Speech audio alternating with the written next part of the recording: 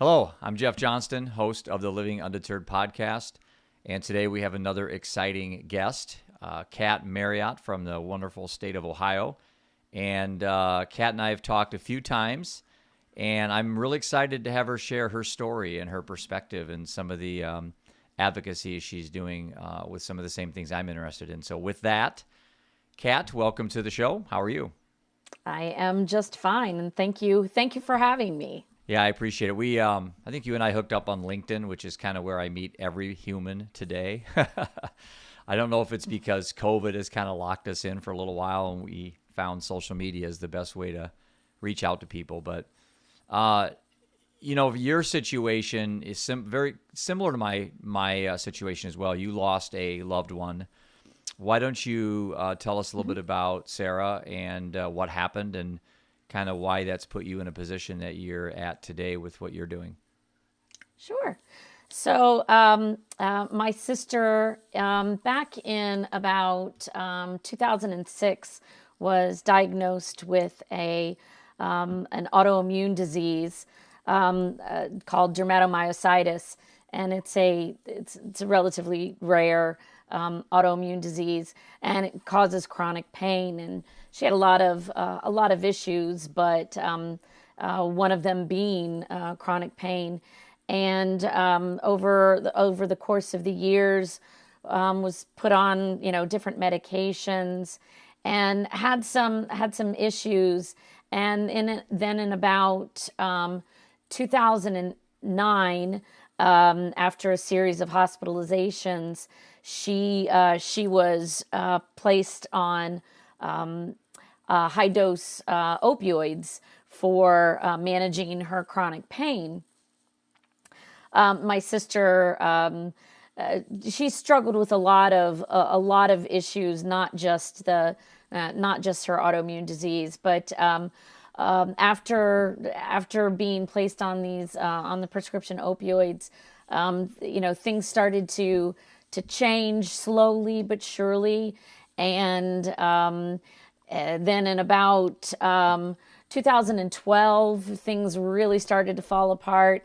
It was clear that she was dependent and essentially addicted to the prescription opioids. She started purchasing and also selling on the black market her opioid prescriptions, and then also purchasing other prescription opioids that turned into heroin.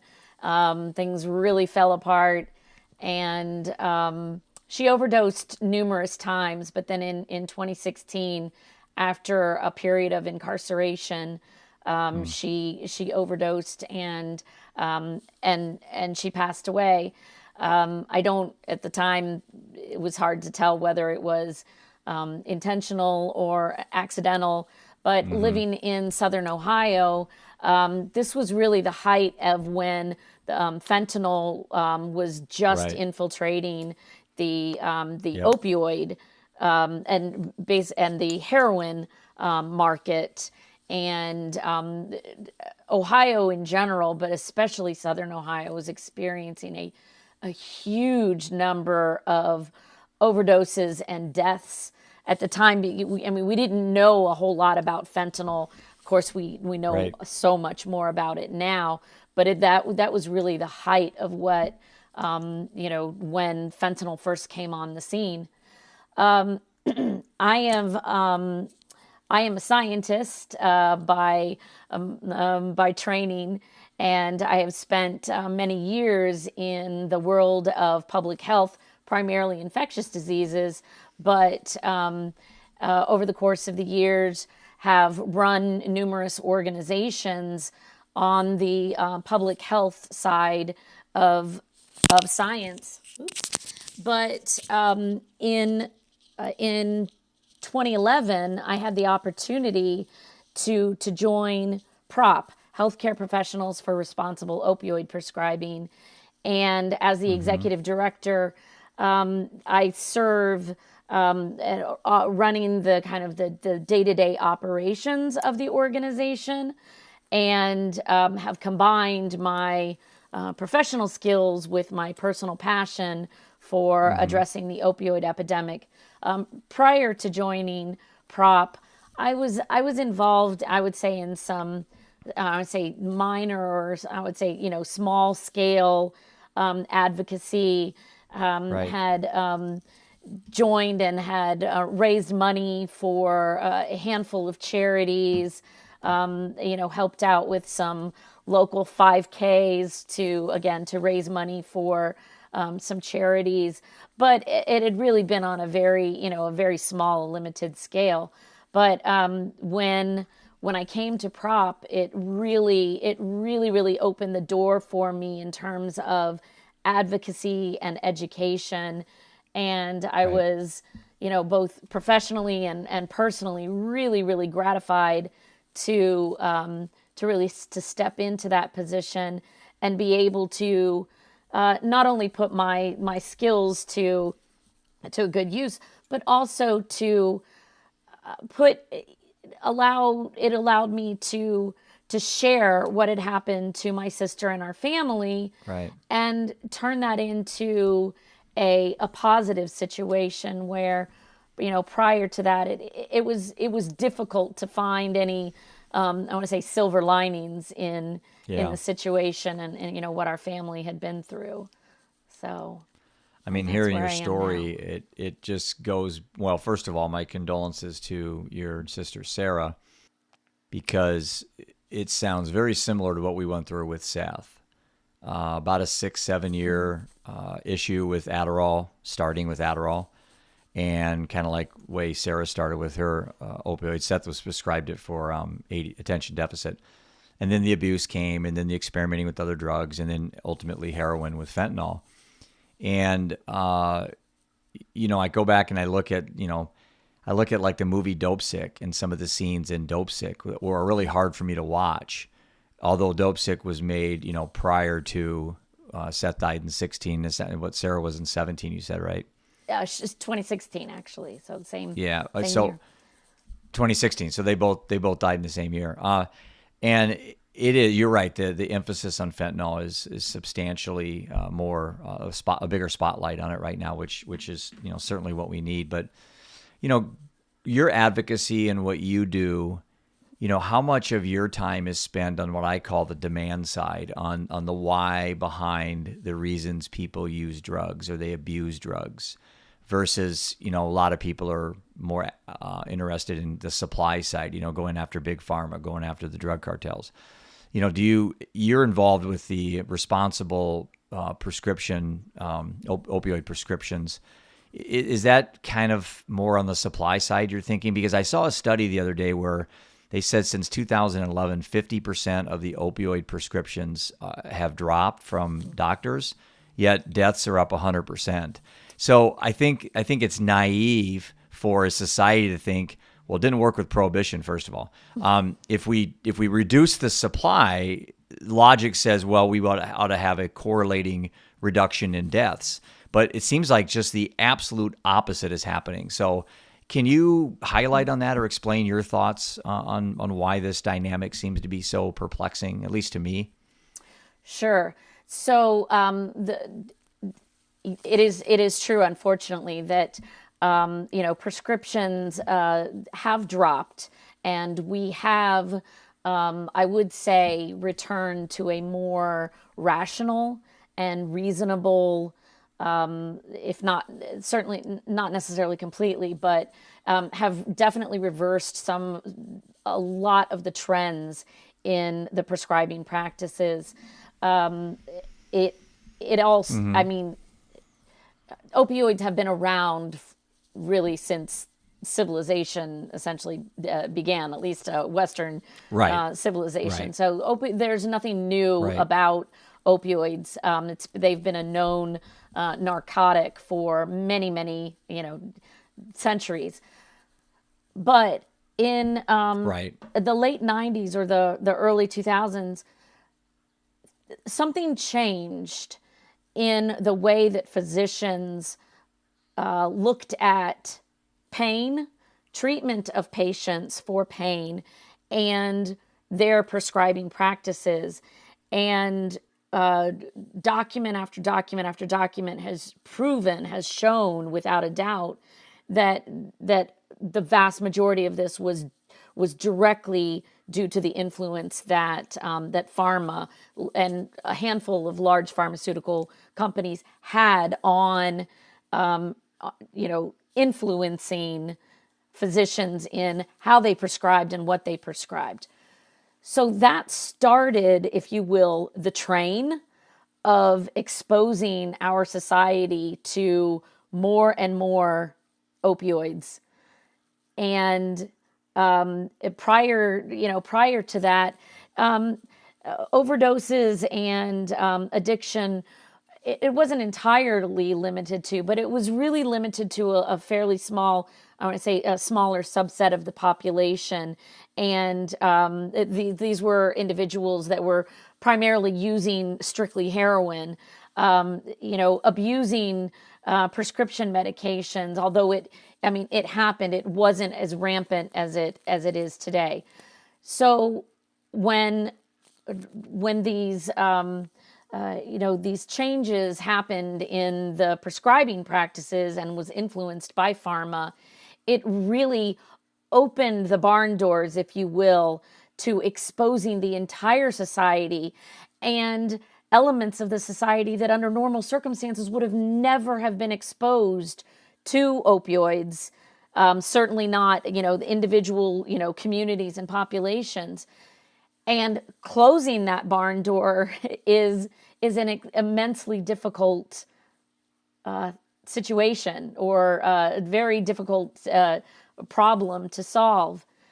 The fact of the matter is the timeline, as you indicated, the timeline for an individual to be exposed to one of these opioids, developing dependency, developing outright opioid use disorder, experiencing overdose, and then eventually dying. That was a fairly long timeline. We were talking about 6, 7, 8, 9 years.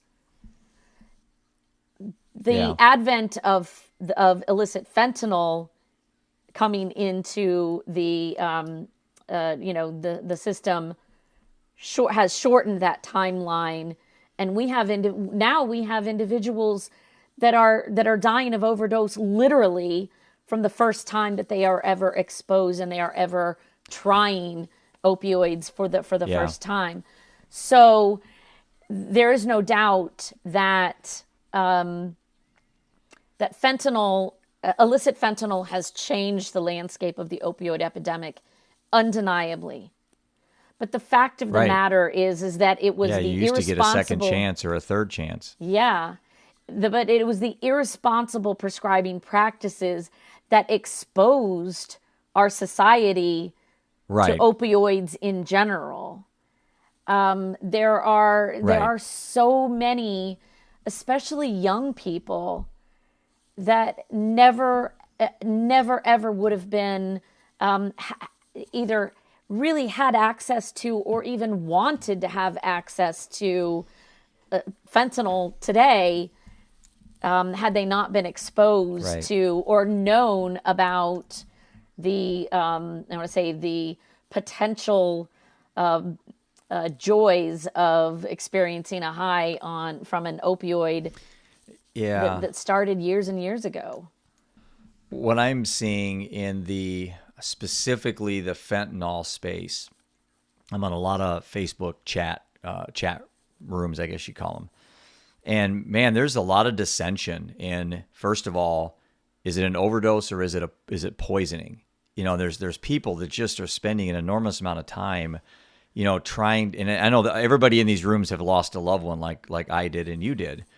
Yet there seems to be, they're spending so much time on what we call this and less time on trying to actually figure out, solutions. I mean, whether you call it overdose or poisoning, Seth and Sarah aren't coming back. Right. And there are people dying today, whether you call it overdose or poisoning. So I don't know if this is from a marketing perspective, if people think we're going to get, or it makes you feel better. I personally, I don't care what people call it. I'm out to try to get understanding on why people are doing these things in the first place.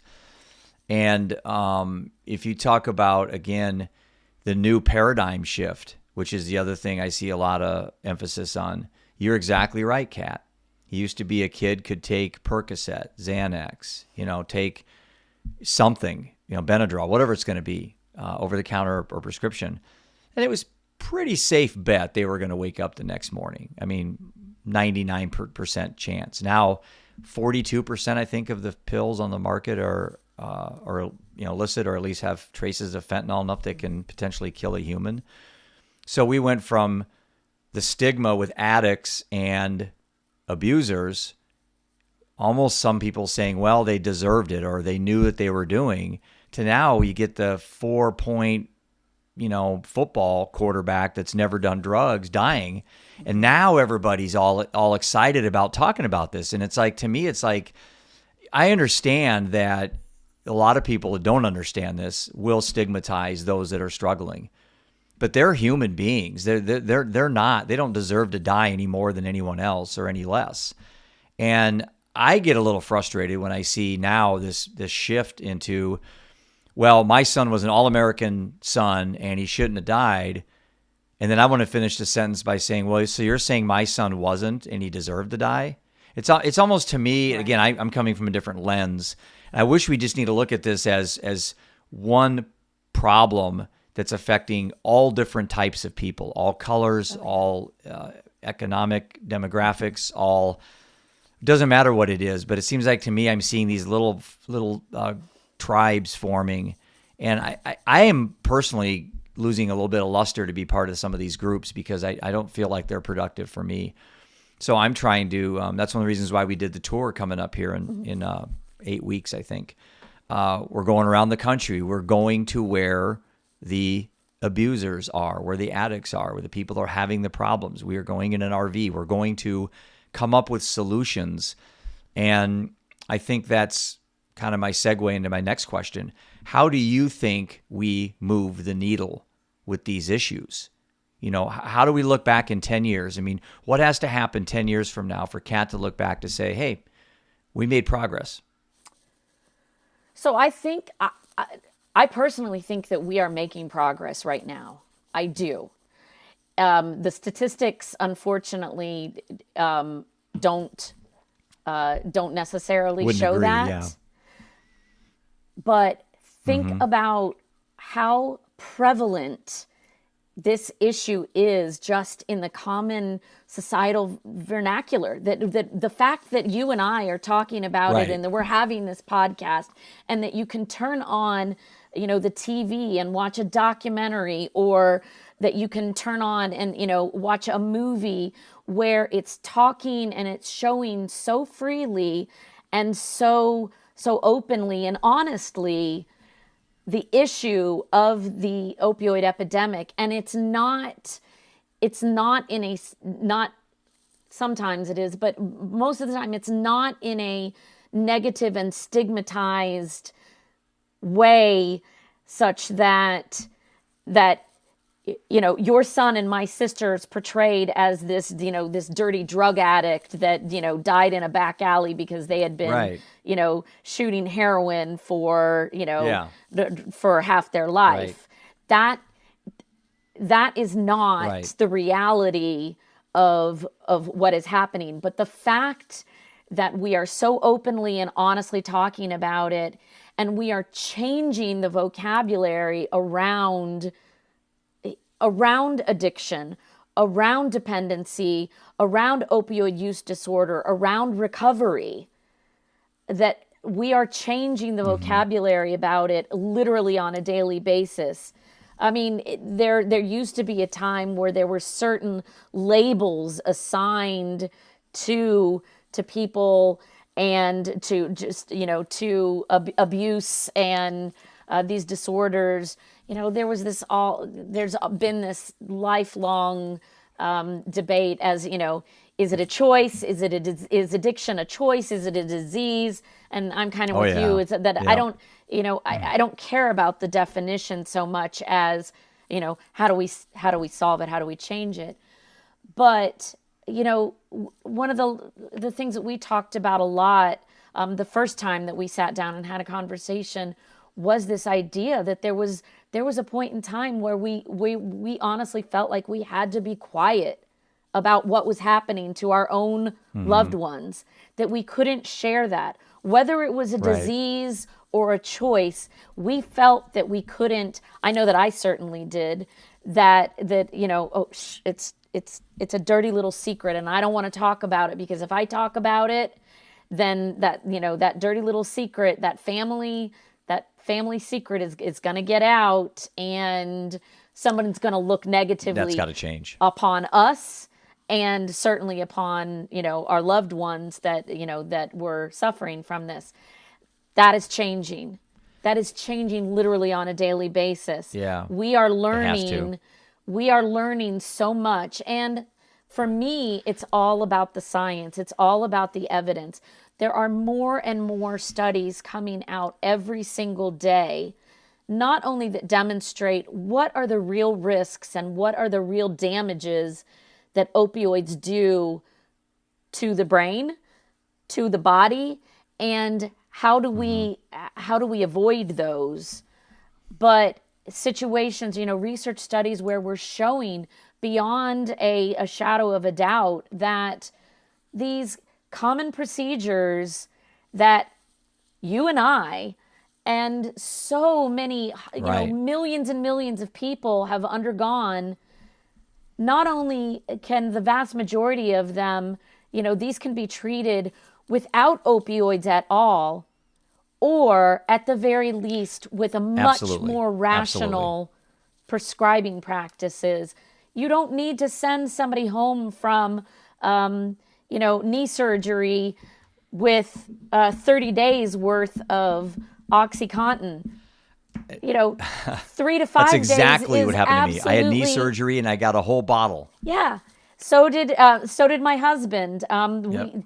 I was sent home Yeah. after orthodontal or oral surgery. I was sent. I had to have my thyroid removed.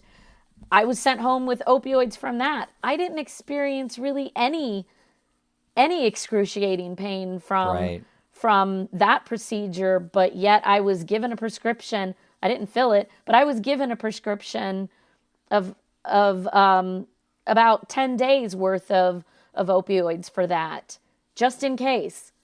We don't need to keep I think- handing out just And that in is getting case. better. It is. Right. That is getting better. I had minor surgery 5 weeks ago today, actually. And they gave me, the day I left, they gave me like 4 painkillers, okay?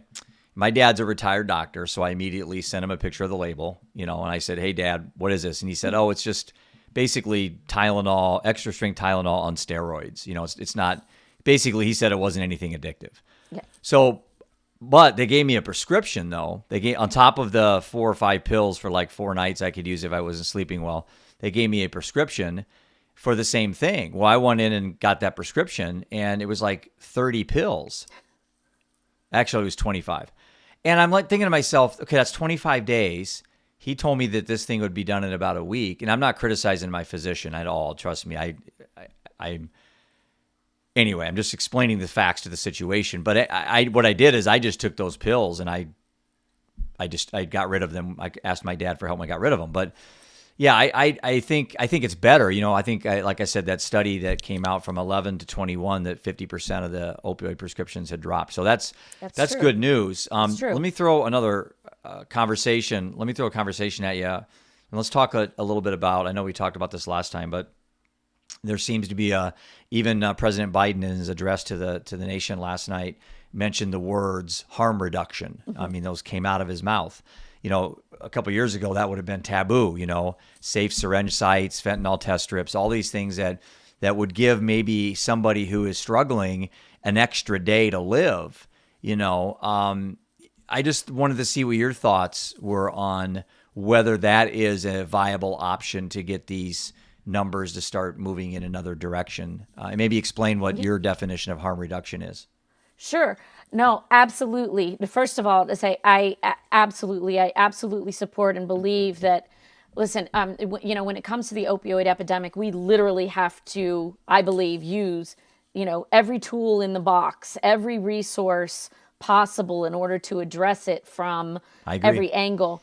I I envision the opioid epidemic as a large, a wagon wheel or a piece of cake or a bicycle wheel. There are multiple spokes, and that, there are multiple places at which we can attack and address the Right. epidemic. Prop addresses it on the prevention side. Okay, harm reduction, so that's Right. kind of like the far, the beginning of the spectrum of the opioid epidemic.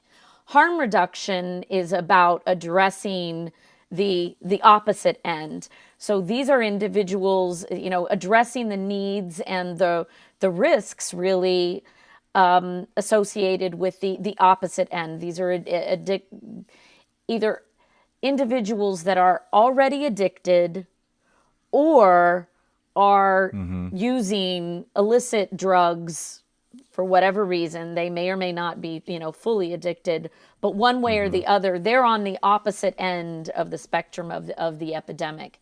We have to use and address every single aspect of the epidemic in order to completely fix it and to change it. If we do not address, the prevention, then that's a failure. But similarly, if we do not address harm reduction, that would be a failure too. There are many, many, many people similar to your son, my sister, that are out there now that are either experiencing, opioid use disorder, full-blown addiction, and potentially are using illicit opioids that Yeah. could be very, very risky. Why would we not address them? And yes, safe needle exchanges, safe drug use zones, Narcan, naloxone, buprenorphine, Mm-hmm. Right. fentanyl strips. Yep.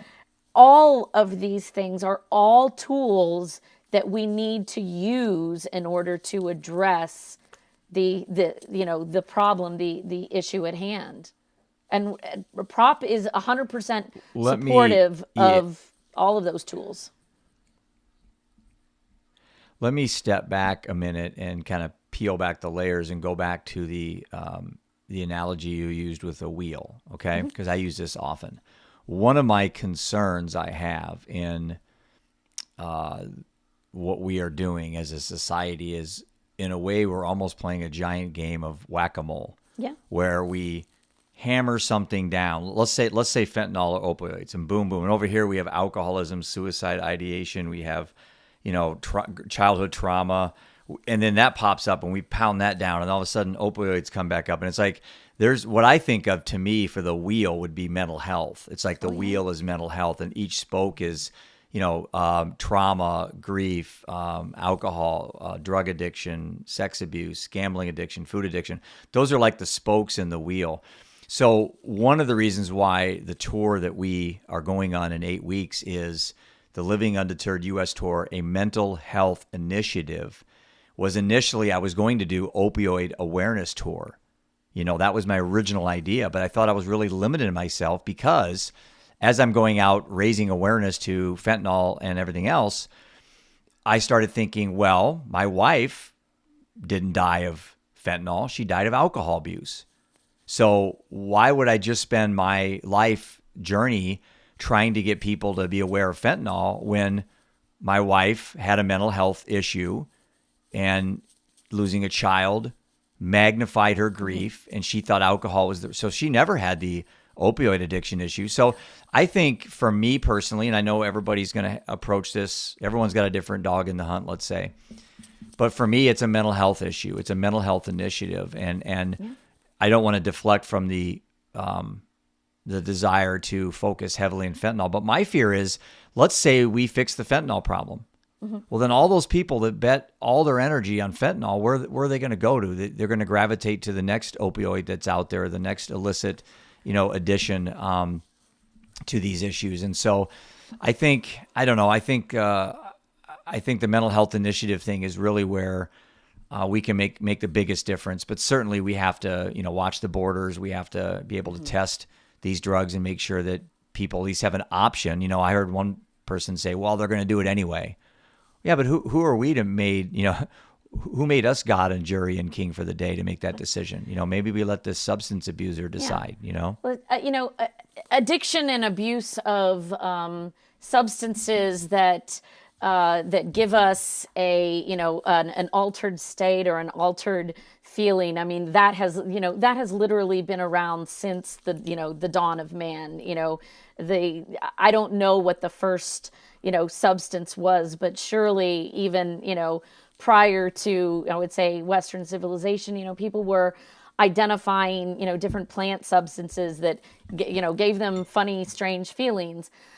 That is never going to change. There is always going to be, people are always going to seek out substances that give them pleasure and give them, a feeling other than, what their normal, normal state is. Yeah. But the key with fentanyl is fine. That's so true. But I don't have the risk of picking up, a bottle of beer and not knowing whether or not that single bottle is going to kill me. There is the major difference with fentanyl currently. We all have a right to experience certain things without the absolute, astronomical risk of dying on, the one consumption. Wow. And so if we do not address the fentanyl issue, then shame on us. That is a huge problem. So in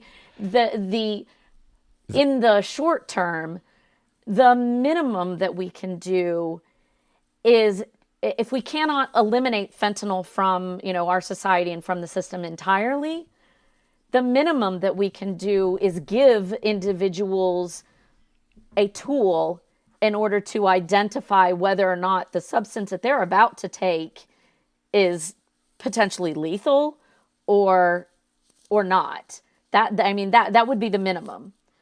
Because we have safety measures, and we have things that we testing and whatnot that we do in order to ensure that the other substances and other things that we would consume aren't going to kill us. But it would be no different than saying, "Oh, well, we don't need to test the entire, meat supply if someone comes down with E. coli." Well, it's, they're going to eat that, they're going to eat that hamburger anyways. No, that's not fair. So it's imagine a world where 42% of the beer on the market had enough fentanyl in it to kill a human. Yeah. Imagine the uproar we'd have. And again, alcohol has done more damage to humans than arguably anything, ever on the planet. And yet, since it's legal, there's no stigma, and we'd have an uproar. We'd have everything tested. We'd have safe alcohol zones where you could come and get your alcohol tested. And alcohol damages the body, even more than marijuana, can. And, and so I got to thinking, it's like, just imagine if that were to happen, a world where pizza, 42% of the pizza, it causes all these health problems when you eat all this unhealthy food. But because it's acceptable and it's legal, there's not a stigma with it. But when it's, an opioid, it's like, or heroin, it's like, wait till fentanyl gets in marijuana, and which is already happening. Yes. Wait till you see these states that aggressively approved marijuana for their own reasons. Could have been financial or just, that's kind of how society's evolved. look at the bigger picture. And now we have fentanyl getting into vaping and marijuana. How are states going to react? How are the Congress people going to react when this starts happening? Because now all of a sudden it's out of the streets, it's out of the back alleys, it's not in a needle, or something that's very seedy. What's going to happen then? Because that's on the way. That's certainly the next evolution of this issue.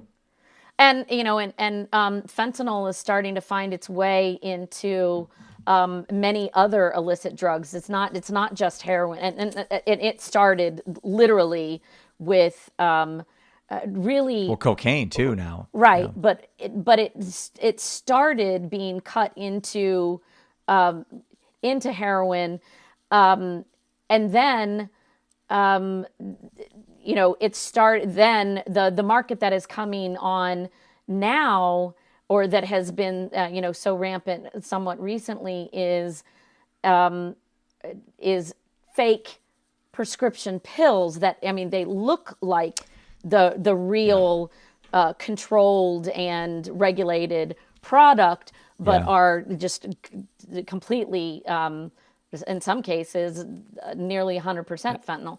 So it's out there. It's in the meth market. It's in the cocaine market. It's in the illicit marijuana market. Thank goodness for now, medical, controlled, marijuana, in the sense that that it has to be tested and tightly controlled. But there's no doubt that it has seeped into pretty much every aspect of the drug seeking. And sometimes it's not even there was a point in time where, like you said, that anyone that died of an overdose, that we would label them as a druggie. And in some cases it's very, I would say, very well-meaning individuals that for one reason or another, can't just either don't have access to, or, need additional, relief from whatever, that are seeking, and unfortunately, succumbing to, like you said, whether you want to call it poisoning or not, it's kind of immaterial. But for sure, addressing that end of the spectrum is it's absolutely critical. When someone dies for whatever reason or cause, the collateral damage is, probably in the hundreds of people that are adversely, that their lives are never going to be the same. Yeah. We have a daughter, sister, mom, dad, cousin, somebody dies, that one person knows so many people, and the generational negative impact on that, kids and grandkids. And so that's one part of the problem, is the collateral damage. So let's go back to, I have a son, and I know that he's doing things that he shouldn't be doing that could eventually end in his death.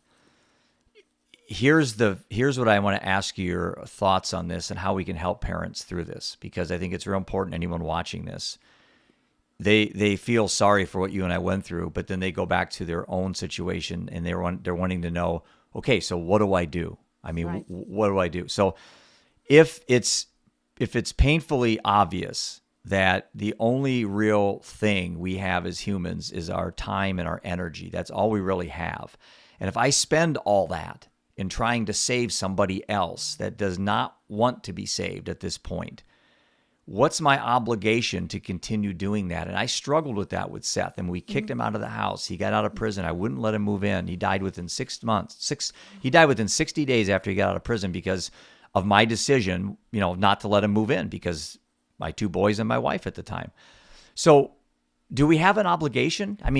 Do we have to bring down everybody around the person that's struggling, or does there become a point in time where you cut the tether and you just let that person figure it out? And that's a hard thing to say, because I am coming from a lens where I've done that twice in my life, and both people ended up dying. So, I think there's certainly, many shades of color of the people that fall into the situation of addiction, and again, whether it's it's Adderall or opioids or alcohol or gambling or whatever. I agree with you when previously you said that it ultimately it comes back to mental health. There is no doubt that it is absolutely intertwined, and it's completely. I don't know that you could ever untangle that. Knowing what I know now, I wish that I would have paid more attention and focused more attention on the mental health needs of my sister than the Me as either the well. Me as physical well. or the addiction, issues. Yeah. And again, knowing what I know now, knowing what the opioids were doing to her brain, that even it further, because she was abusing alcohol, she was abusing other drugs, she was she had you know she had other psychological issues as a result, not only of the opioid addiction, but also really of the disease state that she was operating in. Not only from her chronic disease, but really just the disease, the general state that she was trying to operate in. I think I'm an eternal optimist. I'd like to think that the vast Yeah, I am too. majority of people don't want to operate every day in pain. I'm not talking about physical pain, but Oh, anguish, absolutely. mental pain. That they generally want to be happy and functioning, and if we can focus more on those mental health needs, then some of the other issues associated with addiction will, I don't want to say work themselves out, but it will start to be, the puzzle pieces will start to fit. And I think that that's something that we hasn't always been clear when it comes to addiction, and that also hasn't always been part of the conversation of how to fix it. One of the silver linings of the COVID pandemic that I see is there has been so much attention, so much importance put on mental health needs of just people in general. Right. And Right. the fact that that I can pick up my phone and be connected essentially with a therapist through an app or through telemedicine or whatever in minutes is something positive that technology and COVID has done for our society. And the just Absolutely. societal attention on mental health needs that has come about as a result of the pandemic has been really astronomical, and it's really encouraging and it's impressive. But we can't let our laurels Yeah. down. We have to we have to go even further. And I do believe that if we would have, I'll say we, my family, if we would have spent a bit more attention on my sister's mental health needs, and then perhaps she would still be with us today. I think that that it That's a would be hard, yeah. difficult to say that she would be completely fine and happy and living a wonderful, glorious life. But I do think that she would still be with us. I don't know that, I do know that if she had never been prescribed opioids for chronic pain, if she had never been placed on long-term high dose opioids, I do believe that she would still be with us today.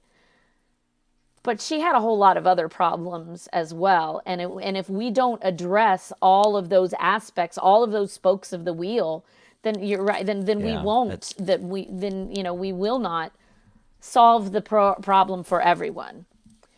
And perhaps we cannot solve the problem for everyone. I know that there are some people out there that are, just so damaged that all of the help in the world may not be able to save them. But I certainly think that we can do a better job of trying. Yeah, Sarah and Seth both had plenty of co-occurring issues where, each, could have been depression, anxiety. Obviously, it was, magnified by, pills. In your case, opioid, and for Seth, it was Adderall.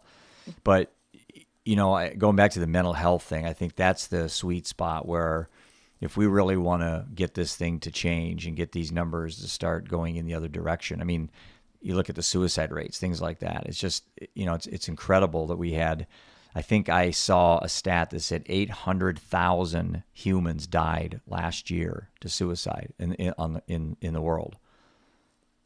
That's just suicide. Then you talk about the addiction issues and alcohol and all the depression and it's like, I agree with you. COVID did some great things in connecting people, but it also, as connected as we are, I think we're very disconnected as well simultaneously. I think it's easy for us to pick up the phone and reach somebody, but there's more unhappy humans than there's ever been probably in the history of humanity. And we have more abundance and we have more everything we've ever had. So, it's going to take a long time, but I think to change the narrative, to change the curve, and move the needle, it's going to start with the kids.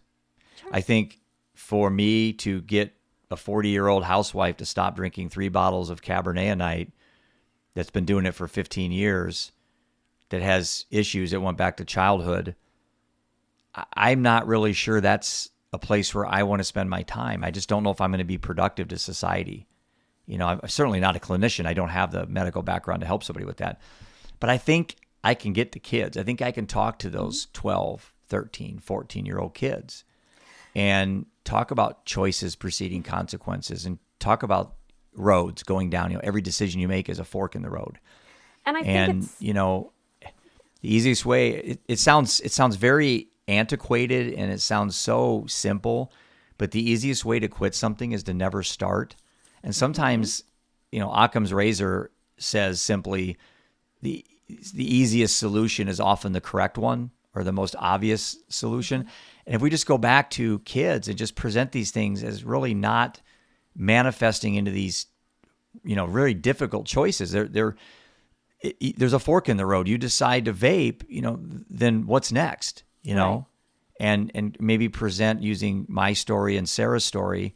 This is how it ended for Seth and Sarah, but this isn't who they were. They were just like you when they were 12. Yeah. They were no different, but something happened. And so I think that's kind of where I like to spend the rest of my life is spending more time and trying to influence the influential. A lot of times a 40-year-old housewife has no desire to listen to anything I say, or an 18-year-old that's been addicted to drugs for 5 years, And I think that, it's important, I get, both inquiries and questions and approached, and I meet a lot of people through, my work at Prop, and, so many different conversations, and often, I hear it all the time, like you mentioned it earlier. Well, it's, the opioid epidemic isn't about prescription opioids anymore. Now it's about fentanyl. Okay, fine. But, I can't be everything to everybody. I am not, like what you're saying, I'm not going to solve all of the issues, but if I'm going to focus my efforts on one particular area, as I think that, we are most in general as humans, we are most effective when we focus our efforts on, 100%. on certain areas. There is, I don't want to say that there's nothing that I could do, but that's not, that's not my my wheelhouse in terms of going out and addressing, how does, stopping the flow of illicit fentanyl from the Mexican borders, or from, getting mailed in from China. That's not my wheelhouse. But I am going to focus my efforts in the area where, like you say, where I think that I am going to be the most effective.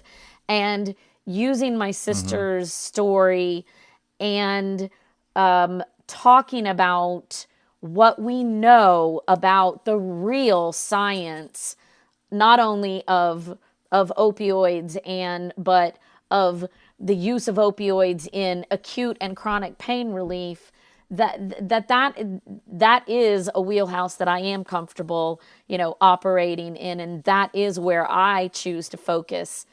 And if I can prevent, one person from unnecessarily being exposed to opioids, whether it be from, their dentist, right, or the emergency room, or their orthopedic surgeon, or, their rheumatologist, or whatever, however they get exposed to prescription opioids. If I can prevent one person from unnecessarily being exposed to those opioids, I'm not talking about people that have been in horrific car accidents, that are in traction, and I'm not talking about that. Yeah, because we need some of these painkillers for sure. That's true. There is a place and a time for for opioids. That is, and we have never denied that. There is a place and time for the potent pain relief, prescription pain relief, such as opioids. But if I can prevent one person from being it's the recreational use that gets in trouble. Sure. Yeah. But especially it's no different than alcohol. The longer and the higher amounts, the quantities that your body is exposed to anything that does damage, the greater the risks there are that you will eventually experience some, truly debilitating damage, potentially fatal. The problem with opioids is that it doesn't take long, and it doesn't take as much as you think for the brain to literally become dependent on that medication, on that prescription. And once it does, do you think it is extremely difficult to reverse that, and to change it, and to become undependent on those opioids. One thing we haven't talked about is the laws, the people that are being incarcerated for drug use. But do you think decriminalization is something that could have society look at this from a different perspective? Because, it used to be you just locked people up, and then you got addicts and abusers that are in jail getting no help at all. And then when they do get out, they are just thrown to the wolves, and they either go back to what they were doing. I mean, the reuse rate is like 90%. It's ridiculous. I feel like we're just letting down a lot of people that need help, A, by incarcerating them, and then B, when they do get out, we don't do anything for them. Personally, and this is my personal opinion that I'm talking about here, not necessarily the stance or the position of Prop. I personally believe that decriminalization for the vast majority of drug related and drug charges is absolutely a positive step. I My do too. sister was incarcerated several times.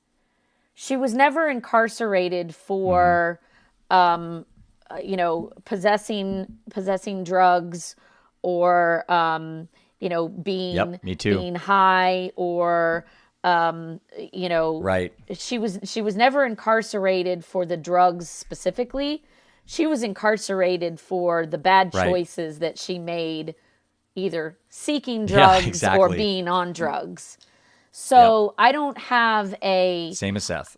I don't have an issue with her criminal record per se, but I will say that the criminal justice system didn't do her any favors and didn't do her any help, aside from the fact that for the period of time that she was incarcerated, she essentially got clean. Then the problem then became is Right. the second that she was released, she, like you said, she was thrown to the wolves. She had little to no resources to help her stay clean.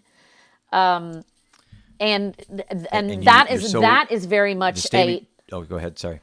no, I was going to say, personally, that is very much a situation that I would like to see. And we are starting to see that more and more, that there are a lot more, there's a,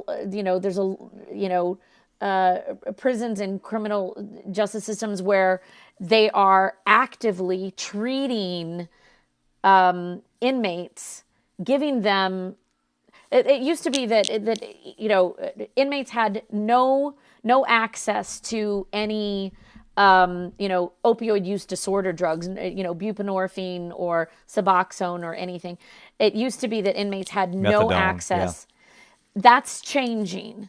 Right. And we are learning, and these studies Right. are showing that the ones that want them, if we give them these resources while they're in jail, and after they're released, then their chances of not returning and staying clean are significantly higher. So that is slowly changing. So don't put them in jail Yeah. in the first place just for being high or having certainly a couple of joints or some marijuana on you.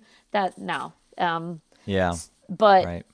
yes, we are slowly but surely changing that. I do like in the movie Dope Sick where they portrayed the use of methadone.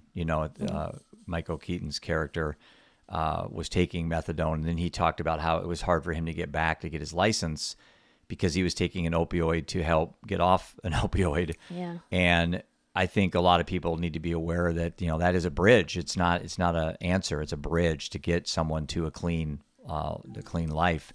And again, whatever it takes. I mean, whatever it takes to get that person struggling to get to the one day where they decide this is the last day I ever do this again. Right. And everybody that's ever become clean or sober has that one day. My day was December 24th, 2017. It's the day I stopped drinking. And if I would have died the day before from something, then I would never have reached that day of sobriety. So I think as a society, we owe it to these people that are really struggling with mental health issues, that are addicted or are abusing substances. Buy them time. Yeah. I think we owe them that. We owe them to give them the ability to make their own choices, and whether that's test strips or clean syringes, or it's less time in jail and more time in therapy or with a therapist or whatever. I'm all for it. And again, I think what you and I in an hour conversation are having is important because we have more questions than answers. I know I certainly do. Mm-hmm. And if I run around claiming I know the answers to everything, then I think I'll do more harm than good. But do you have any last, I know we're reaching an hour, which is a great conversation, Kat. I really appreciate your insight. Certainly like to have you back on the show down the road to kind of look at where things have evolved. But any last comments that you want to make on this topic? And then I think I'd like to know how people can reach you if they're interested in reaching out with you personally on social media, or just have a conversation with you about some of these topics, specifically about PROP, about what you're doing with PROP. Sure. So, so quickly, how you can reach me. Prop, our website is supportprop.org. We are on LinkedIn and Twitter. Again, it's Support Prop. And on LinkedIn, it's Healthcare Professionals for Responsible Opioid Prescribing. I am personally on LinkedIn. I'm not, well, Prop is on Twitter, but I personally try to stay away from Twitter because there's a lot of junk, a lot of negative Toxic. people on Twitter personally. Yeah. I guess in closing, I just want to say that, Prop and my goal is not necessarily to solve the entire opioid epidemic, but definitely, to address, address where and make a difference where we can, where I can, and where it makes sense. Scientifically, we know better now than we did, 20 years ago, 15 or 25 years ago, 30 years ago. And we know now that, there are certain populations that really shouldn't be being prescribed opioids, and that there are ways to mitigate not only use of opioids in general, but also to mitigate and help people get off of opioids. And it's a complicated story, but it's not. It's some people might look at it as Mount Everest, but you know what? People reach the top of Mount Everest. So, it can be done, and slowly but surely, the first step is literally the first step. Take the first step. And for me, anything that I can do personally and as an organization, as Prop, in order to educate the general public and physicians and healthcare professionals about the true risks and benefits of opioids, it's a job worth doing.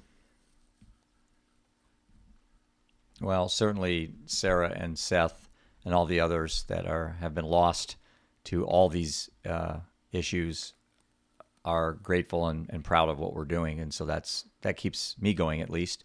I'm sure it keeps you going as well. Well, thank you very much. I really appreciate the time you've taken. And I will, when we post this, I'll have all your contact information included as well.